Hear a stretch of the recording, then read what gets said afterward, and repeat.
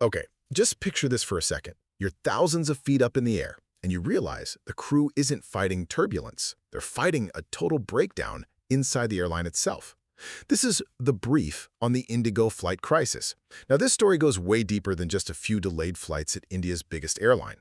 It's really about immense pressure, human limits, and what happens when a company grows so fast, it kind of forgets about the people keeping it in the air. So let's get into the three things you absolutely need to know. First, this whole mess didn't come out of nowhere. We're talking about weeks of stress building up behind the scenes. Not enough staff, crazy back-to-back schedules, and just constant miscommunication that pushed the crew to their breaking point. Second, all that internal pressure, well, it finally exploded. Big time. Suddenly you had massive delays and cancellations everywhere because pilots and crew were just too exhausted to fly. And of course, that's when you saw those viral videos of stranded, angry passengers, a perfect example of how internal problems always spill out into the open.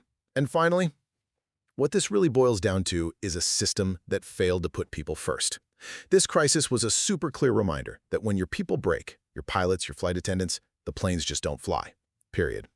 IndiGo's now in damage control mode, redoing rosters and hiring more backup staff to try and fix things. Because the biggest lesson here is that success means nothing if you lose your peace. And speed means nothing if the people running the system are exhausted.